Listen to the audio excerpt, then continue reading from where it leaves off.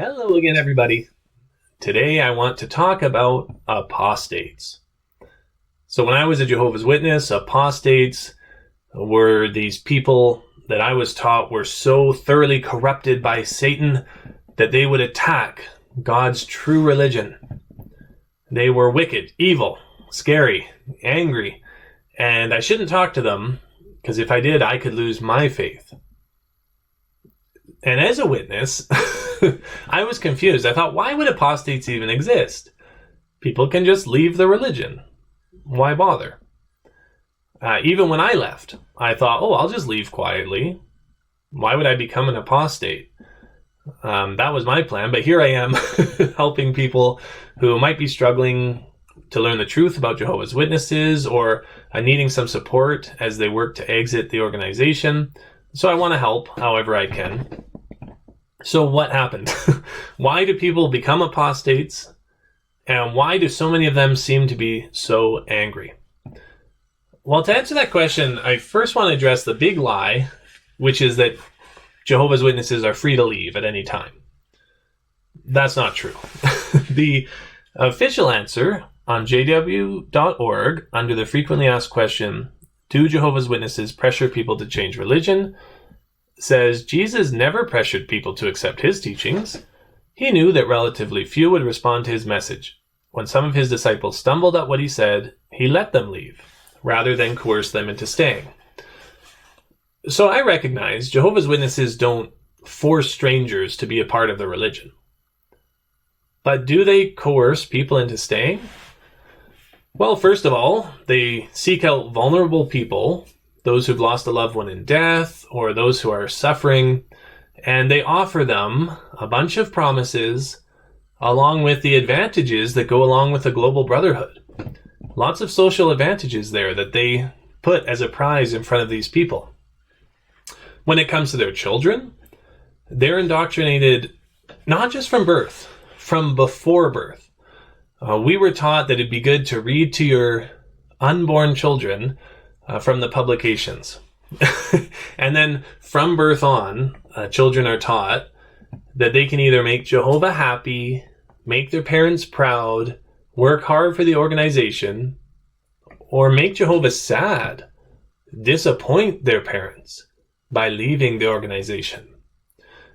They're constantly made aware of the fact, I was, that their parents and their family love Jehovah more than they love them.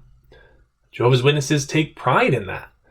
They love Jehovah more than their spouse or their children or their parents. Of course, Jehovah in this case really being synonymous with the organization. So I knew if something happened where I was separated from the organization, my family would take the organization's side, not mine. They would always choose the organization over me. In addition, there's this threat of the world. What happens when you leave the organization? You go into the world. So that's a scary, wicked place. There's nothing good there. The people are all mean and immoral and dishonest and out to get you. You will suffer if you go into the world. And now throw in this most severe of punishments that Jehovah's Witnesses teach, which is that if you leave the organization, you have chosen death. You will die at Armageddon. And while you wait for Armageddon to kill you, Jehovah's Witnesses will punish you as severely as they can by their horrible practice of shunning. So shunning, disfellowshipping, removing, whatever you want to call it, this practice is absolutely a way to coerce people into staying.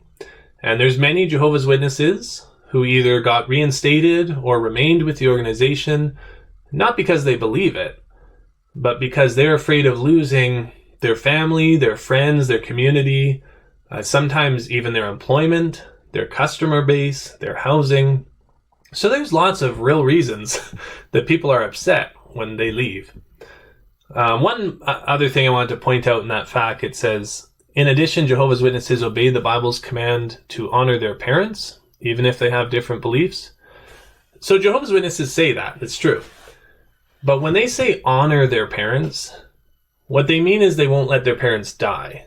So they won't let them starve to death. They'll help them out if they need to. But they absolutely do shun them.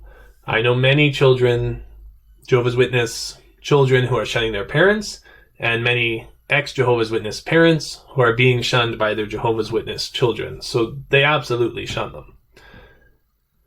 So all of this is to say that leaving Jehovah's Witnesses is not easy. It's a traumatic event. You aren't just free to leave.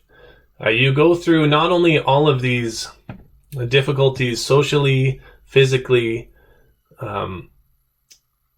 with your relationships, but also, and this is hard to quantify and hard to describe, you've got this mental turmoil going on where your whole worldview is crumbling and you're trying to construct a new one.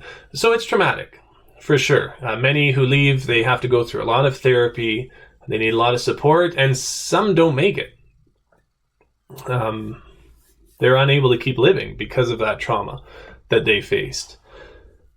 So while it's easy to say that people should just get over it and move on, many do have good reasons for being angry, and I don't think it's fair because we really can't put ourselves in other people's shoes.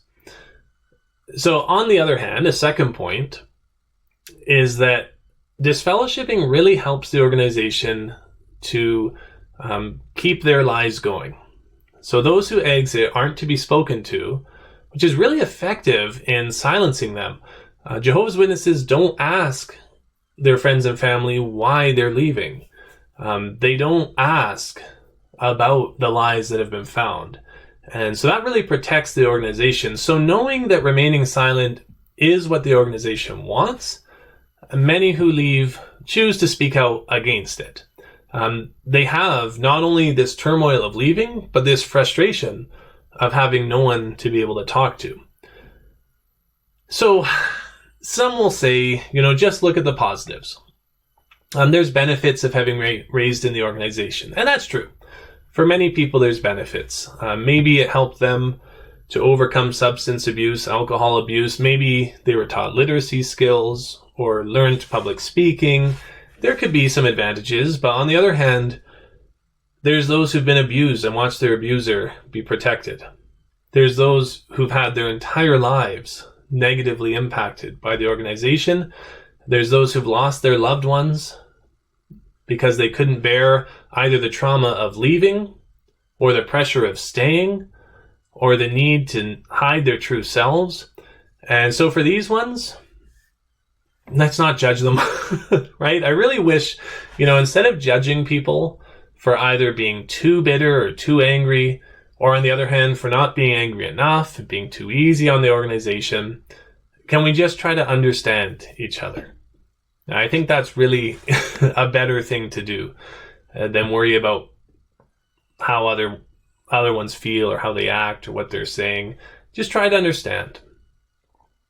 Finally, I want to address confirmation bias. So I truly believe that for every angry apostate you see, there are many, many, many ex-JWs who are not out there yelling about the organization. They have left quietly. I'd point out the most famous apostate, maybe, Raymond Franz. He's, from what I can tell, from what I've seen about him and reading his books and reading a little bit about him, seems to have remained a mild and kind man right up until his death. But, now, maybe on YouTube, you see all these angry apostates, ex-JWs, yelling, whatever, and maybe even sharing exaggerated stories. The sad truth about that is that controversy, anger, shocking stories, this is what's popular. So honest, calmly presented truths might not really garner much attention. So you tend to be shown these videos and they tend to get more views. You can even look at my own videos. My least viewed video is me saying why I'm happy. Whereas conflict with the elders, those are my most viewed videos. In addition, many ex-JW YouTubers are there to make money.